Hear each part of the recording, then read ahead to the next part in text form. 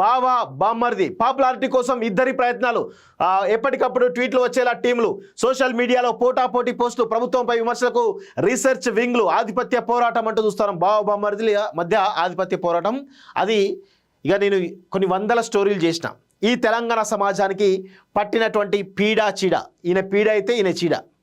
Yes, బరాబర్ వీళ్ళిద్దరే. దీనిపైన ఇక కేసీఆర్ ఉంటాడు. ఈ కల్వకుంట్ల కుటుంబం ఏదైతుందో తెలంగాణ పట్టినటువంటి శని, పీడ చీడ శని. పీడనేమో హరీష్ రావు, చీడనేమో కేటీఆర్, శని ఏమో కేసీఆర్. ఇది మాత్రం 100% నేను చెప్పగలుగుతా. ఇది ఎవ్వరు అవునన్నా కాదన్నా ఇది మాత్రం 100% నిజం. తెలంగాణ రాష్ట్రం ఈరోజు ఆర్థిక మాంద్యం ఊబిలో కూరుకున్నదంటే దానికి కారణం వీళ్ళు తీసుకున్నటువంటి అనాలోచిత నిర్ణయాలే కారణం. ఇది అందరూ కూడా గుర్తుపెట్టుకోవాలి. పార్టీ వేదికలపై మాత్రం వారిద్దరిని కృష్ణార్జునులు అభివర్ణిస్తుంటారు. పార్టీలో కేసీఆర్కు కుడి ఎడమ భుజాలన్న పేరు ఉన్నది. బీఆర్ఎస్ అధికారంలో ఉన్న 10 ఏళ్లలో అంతకుముందు ఇద్దరు అధినేత కనుసరలు నడిచారు. అధినేత మాటే శాసనంగా సాగిన రోజుల్లో ఆ శాసనాలు పాటించారు. కానీ ఇప్పుడు కేసీఆర్ ఫామ్ హౌస్కే పరిమితమైనటువంటి తరుణంలో ఒక్కసారిగా వాతావరణం మారిపోయింది. ఇప్పుడు ఎక్కడ చూసినా వారి సామాజిక మాధ్యమాల్లో బావబామరుల పోస్టులు పోటాపోటీగా పోటెత్తున్నాయి. ఇద్దరు నాయకుల అభిమానుల పేర్లతో గ్రామాల్లో వాట్సాప్ గ్రూపులు విస్ఫోటాలు చెందుతున్నాయి. వారి కామెంట్లు సామాజిక మాధ్యమాల్లో వైరల్ అయ్యేందుకు ప్రత్యేక విభాగాలు ఏర్పాటవుతున్నాయి. పాత కామెంట్లు వెలికి తీసి నాయకులకు అందించేందుకు రీసెర్చ్ విభాగాలు, వాటిని ఆకర్షణీయంగా మార్చేందుకు డిజిటల్ విభాగాలు కొలువు తీరుతున్నాయి. వెరసి బావబామరుల మధ్య సోషల్ మీడియాపై ఆధిపత్య పోరు రాజకీయ వర్గాల్లో ఆసక్తికర చర్చలకు తావిస్తున్నది అంటూ చూస్తూ ఉన్నాం. సో చాలా చాలా చాలా ఆధిపత్య పోరు అయితే తారాస్థాయికి చేరింది. కానీ ఇక్కడ విషయం ఏంటంటే హరీష్ రావు పార్టీ నుంచి బయటకు ఓడి పట్ల కేటీఆర్ ఇక ఆయన తొక్కే ప్రయత్నంలో ఉన్నాడు. ఆ తర్వాత కవిత ఒకవేళ కేటీఆర్ అరెస్ట్ అయితే నేను కేటీఆర్ ప్లేస్లోకి రావాలి, హరీష్ రావుని దొక్కాలనేటువంటి ప్లాన్లో వాళ్ళు ఉన్నారు.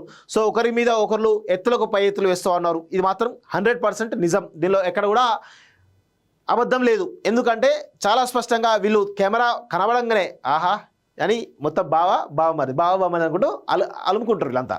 ఒక్కసారి కెమెరా ఇటు పోయిందనుకో తన్నుకోవడమే, చెప్పులతో అనుకోవడమే తప్ప వేరే ఏం లేదు. ఇక్కడ చాలా స్పష్టంగా కనబడుతుంది. హరీష్ రావు గుర్తుపెట్టుకోండి, హరీష్ రావుకి ప్రతిపక్షాల పార్టీల నుంచి వస్తున్నటువంటి ఎదురు దెబ్బ కంటే కూడా సొంత ఇంటిలోనే పడుతున్నటువంటి ఇబ్బందే ఎక్కువ కనబడతా ఉంది. సో నన్ను తొక్కుతా ఉన్నారు అనేటువంటి దాంట్లో చాలా ఆవేదన చెందుతా ఉన్నాడు హరీష్ రావు ప్రతి రోజు కూడా. కానీ వీళ్ళు ఎంత తొక్కినా నేను ఫినిక్స్ పక్షిలాగా మళ్ళీ ఈరోజు అంతే వేగంతో బయటకు వస్తానని చెప్పేసి ఆయన పోరాడుతూ ఉన్నాడు. సో ఇక్కడ ఇంటర్నల్ పార్టీలోనే ఆధిపత్య పోరు చాలా స్పష్టంగా కనబడతా ఉంది.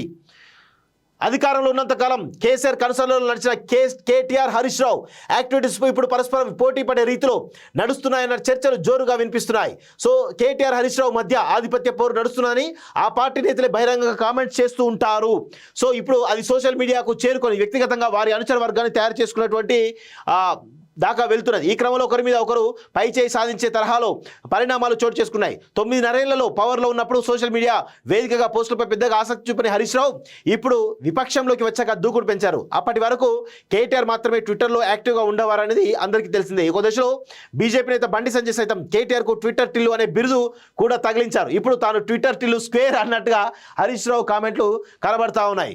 సో పై చేయి కోసం ఇద్దరి తపన, ఎవరికి వారు రీసెర్చ్ విభాగాలు. సో ఇక్కడ ఈ విషయంలో వాళ్ళు మెచ్చుకోవాలి. ఎందుకంటే ఎంత భారీగా ఖర్చు పెడుతున్నారు అంటే కోట్ల రూపాయలు ఖర్చు పెడుతున్నారు. రీసెర్చ్ వింగ్లు ఏర్పాటు చేసేసి గత ప్రభుత్వం తీసుకున్న నిర్ణయాలలో చాలా వరకు రీసెర్చ్ వింగ్లు ఏర్పాటు చేసుకున్నారు. చాలా స్పష్టంగా తెలుస్తుంది.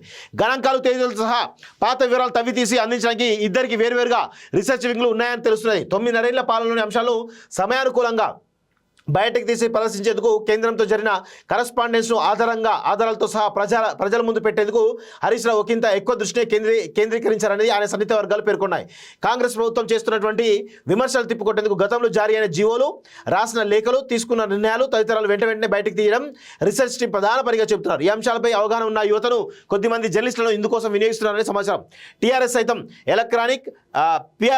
ఎలక్ట్రానిక్ ప్రింట్ మీడియాలో పనిచేసిన కొద్ది మందిని ఎంపిక చేసుకున్నారని, వీరంతా సోషల్ మీడియాలో ప్రత్యేక ప్యాకేజీలు, అకౌంట్లు, యూట్యూబ్ వీడియోల ద్వారా కేటీఆర్కు ప్రచారం చేస్తున్నారని తెలుస్తున్నది. ఇప్పుడు అదే వేదికను ఎంచుకున్నటువంటి హరీష్ రావు దూకుడు ప్రదర్శిస్తున్నారని చెబుతున్నారు. గ్రామాల్లో బలం పెంచుకునేందుకు వాట్సాప్ గ్రూపులు క్రియేట్ చేసి తమ సపరేట్ గ్రామ క్యాడర్ కూడా నిర్మిస్తున్నట్టు తెలుస్తోంది. కేటీఆర్ సమూజ్జిగా నిలవడమే టార్గెట్, అది అందరికీ తెలిసిన విషయమే. సో కానీ ఇక్కడ ఎవరు అవునన్నా కాదన్నా హరీష్ రావు కొంత మాస్ ఇమేజ్ ఉన్నటువంటి లీడర్. తనకు మాస్ ఇమేజ్ ఉంటుంది, ఈయనకు క్లాస్ ఇమేజ్ ఉంటుంది. సో చాలా స్పష్టమైనటువంటి తేడా ఉంటుంది. Ground level politics Harish Rao చేయగలుగుతాడు, కానీ ఈయన కేటీఆర్ చేయలేడు. కేటీఆర్ కేవలం తన తండ్రి ఎప్పుడైతే కేసీఆర్ ఉన్నంతకాలం మాత్రమే కేటీఆర్కు రాజకీయంగా ఒక మంచి గుర్తింపు ఉంటుంది. కానీ ఒకసారి కేటీఆర్ కనుక అటు ఇటు అయితే ఖచ్చితంగా కేసీఆర్ కనుక అటు ఇటు అయితే కేటీఆర్కి మాత్రం రాజకీయ భవిష్యత్తు శూన్యం అనేది అందరూ కూడా గుర్తుపెట్టుకోవాలి. బావా బామ్మర్ది పాపులారిటీ కోసం ఇద్దరి ప్రయత్నాలు, ఎప్పటికప్పుడు ట్వీట్లు వచ్చేలా టీంలు, సోషల్ మీడియాలో పోటాపోటీ పోస్టులు, ప్రభుత్వంపై విమర్శలకు రీసెర్చ్ వింగ్లు, ఆధిపత్య పోరాటం అంటూ చూస్తాం. బావా బామ్మర్ది మధ్య ఆధిపత్య పోరాటం. అది ఇక నేను కొన్ని వందల స్టోరీలు చేసిన. ఈ తెలంగాణ సమాజానికి పట్టినటువంటి పీడ చీడ, ఈయన పీడ అయితే ఈయన చీడ. ఎస్, బరాబర్ వీళ్ళిద్దరే. దీనిపైన ఇక కేసీఆర్ ఉంటాడు. ఈ కల్వకుంట్ల కుటుంబం ఏదైతుందో తెలంగాణ పట్టినటువంటి శని, పీడ చీడ శని. పీడనేమో హరీష్ రావు, చీడనేమో కేటీఆర్, శని ఏమో కేసీఆర్. ఇది మాత్రం 100% నేను చెప్పగలుగుతా. ఇది ఎవ్వరు అవునన్నా కాదన్నా ఇది మాత్రం 100% నిజం. తెలంగాణ రాష్ట్రం ఈరోజు ఆర్థిక మాంద్య ఊబిలో కూరుకున్నదంటే దానికి కారణం వీళ్ళు తీసుకున్నటువంటి అనాలోచిత నిర్ణయాలే కారణం. ఇది అందరూ కూడా గుర్తుపెట్టుకోవాలి. పార్టీ వేదికలపై మాత్రం వారిద్దరిని కృష్ణార్జునులు అభివర్ణిస్తుంటారు. పార్టీలో కేసీఆర్కు కుడి ఎడమ భుజాలన్న పేరు ఉన్నది. బీఆర్ఎస్ అధికారంలో ఉన్న 10 ఏళ్లలో అంతకుముందు ఇద్దరు అధినేత కనుసరలు నడిచారు. అధినేత మాటే శాసనంగా సాగిన రోజుల్లో ఆ శాసనాలు పాటించారు. కానీ ఇప్పుడు కేసీఆర్ ఫామ్ హౌస్కే పరిమితమైనటువంటి తరుణంలో ఒక్కసారిగా వాతావరణం మారిపోయింది. ఇప్పుడు ఎక్కడ చూసినా వారి సామాజిక మాధ్యమాల్లో బావబామరుల పోస్టులు పోటాపోటీగా పోటెత్తున్నాయి. ఇద్దరు నాయకుల అభిమానుల పేర్లతో గ్రామాల్లో వాట్సాప్ గ్రూపులు విస్ఫోటాలు చెందుతున్నాయి. వారి కామెంట్లు సామాజిక మాధ్యమాల్లో వైరల్ అయ్యేందుకు ప్రత్యేక విభాగాలు ఏర్పాటవుతున్నాయి. పాత కామెంట్లు వెలికి తీసి నాయకులకు అందించేందుకు రీసెర్చ్ విభాగాలు, వాటిని ఆకర్షణీయంగా మార్చేందుకు డిజిటల్ విభాగాలు కొలువుదీరుతున్నాయి. వెరసి బావబామరుల మధ్య సోషల్ మీడియాపై ఆధిపత్య పోరు రాజకీయ వర్గాల్లో ఆసక్తికర చర్చలకు తావిస్తున్నది అంటూ చూస్తూ ఉన్నాం. సో చాలా చాలా చాలా ఆధిపత్య పోరు అయితే తారాస్థాయికి చేరింది. కానీ ఇక్కడ విషయం ఏంటంటే హరీష్ రావు పార్టీ నుంచి బయటకు ఓడి పట్ల కేటీఆర్ ఇక ఈయనను తొక్కే ప్రయత్నంలో ఉన్నాడు. ఆ తర్వాత కవిత ఒకవేళ కేటీఆర్ అరెస్ట్ అయితే నేను కేటీఆర్ ప్లేస్లోకి రావాలి, హరీష్ రావును దొక్కాలనేటువంటి ప్లాన్లో వాళ్ళు ఉన్నారు. సో ఒకరి మీద ఒకరు ఎత్తులకు పై ఎత్తులు వేస్తూ ఉన్నారు. ఇది మాత్రం 100% నిజం. దీనిలో ఎక్కడ కూడా అబద్ధం లేదు. ఎందుకంటే చాలా స్పష్టంగా వీళ్ళు కెమెరా కనబడంగానే ఆహా అని మొత్తం బావమరి అనుకుంటూ అలుముకుంటారు వీళ్ళంతా. ఒక్కసారి కెమెరా ఇటు పోయిందనుకో తన్నుకోవడమే, చెప్పులతో అనుకోవడమే తప్ప వేరే ఏం లేదు. ఇక్కడ చాలా స్పష్టంగా కనబడుతుంది. హరీష్ రావు గుర్తుపెట్టుకోండి, హరీష్ రావుకి ప్రతిపక్షాల పార్టీల నుంచి వస్తున్నటువంటి ఎదురు దెబ్బ కంటే కూడా సొంత ఇంటిలోనే పడుతున్నటువంటి ఇబ్బందే ఎక్కువ కనబడతా ఉంది. సో నన్ను తొక్కుతా ఉన్నారు అనేటువంటి దాంట్లో చాలా ఆవేదన చెందుతా ఉన్నాడు హరీష్ రావు ప్రతి రోజు కూడా. కానీ వీళ్ళు ఎంత తొక్కినా నేను ఫినిక్స్ పక్షిలాగా మళ్ళీ ఈరోజు అంతే వేగంతో బయటకు వస్తా చెప్పేసి ఆయన పోరాడుతూ ఉన్నాడు.